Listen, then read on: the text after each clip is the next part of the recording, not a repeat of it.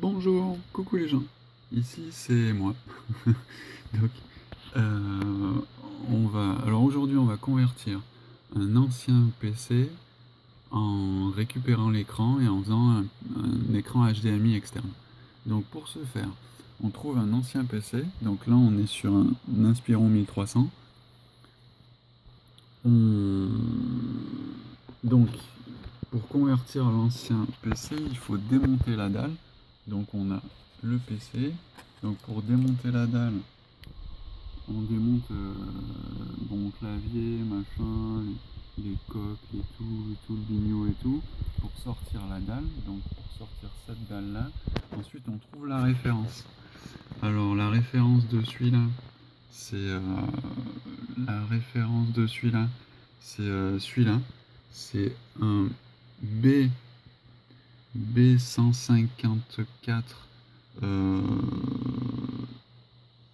non, c'est un LP154W01 TTAA. Donc faut bien prendre le bon. Vous voyez, ça coûte environ voilà, entre 10 et 15 euros sur Ali. Et donc ensuite, une fois que vous avez la carte, vous avez démonté l'écran, vous branchez la nappe qui est ici, là. Elle passe derrière l'écran, ici. Et vous voyez, elle va sortir ici. Elle sort en bas de l'écran, cette nappe. Vous la branchez sur la carte que vous avez reçue de chez Ali. Vous la branchez sur la carte que vous avez reçue de chez Ali. Donc il y a une sortie Turner, USB, VGA. Alors la prise VGA, elle marche pas de ouf. Il vaut mieux passer par du HDMI comme ce câble. Là, vous voyez, donc là, ça chauffe. Celui-ci, il chauffe un peu.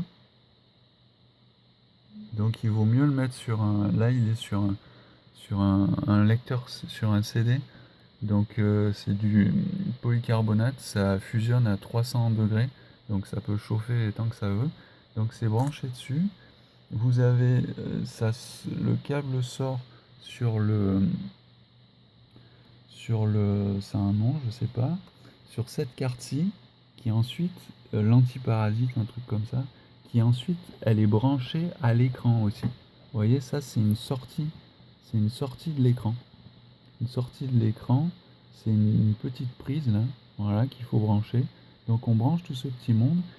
Cette sortie d'écran, l'antiparasite, le câble, sur la carte, le câble qui sort de l'écran. Ensuite, on va sur un câble HDMI qui va sur une sortie PC. Voilà. Ensuite, il vous faut un transfo, très important. Donc les écrans, apparemment, ça marche sur des transfos comme celui-ci, c'est-à-dire on est à 12 volts, 4 ou 5 ampères. Là, vous choisissez au mieux, hein. 12 volts, 4 ou 5 ampères. Voilà, vous voyez, on est comme ça, là. Ça coûte 5 ou 10 euros chez Wang, donc 12 volts, 5 ampères, là, on le voit là. 12 volts, 5 ampères. Et donc, à partir de ça, vous avez tout ce petit monde. Et en plus, vous avez même... Wang, il fait pas les trucs... AliExpress, ils font pas les trucs à moitié, parce que vous avez une télécommande, comme sur un écran, où vous avez un petit boîtier avec les boutons. Et là, vous mettez on, et paf, l'écran s'allume. Non, il s'allume pas, je l'ai pas branché. C'est la vanne. Bon, ça fait rire que moi. Voilà, je le branche. Allons-y. Voilà, j'ai branché l'écran. Vous voyez, il y a un petit voyant lumineux aussi qui donne le fait que... Donc vous voyez, il démarre. Et là, vous avez la télécommande et vous pouvez faire du on-off. Comme sur un écran télé en fait. Ça fait une sorte de petite télé, donc c'est pas mal quoi.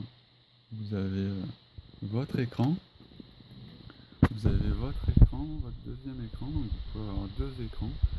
Et sinon vous pouvez activer au bouton aussi. Si j'appuie sur le bouton là, ça m'active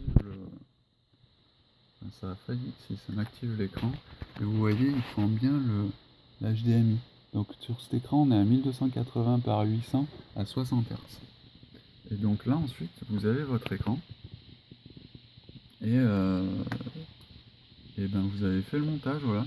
Vous avez un écran externe qui marche sur un port HDMI avec une alim 12 volts et vous avez un écran pas mal quoi.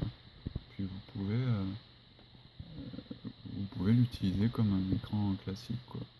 Donc là par exemple j'ai ma session Shadow qui marche sur Linux, donc ça fait plaisir. Et voilà, comment on fait un écran avec un écran externe avec un vieux PC de 10 €.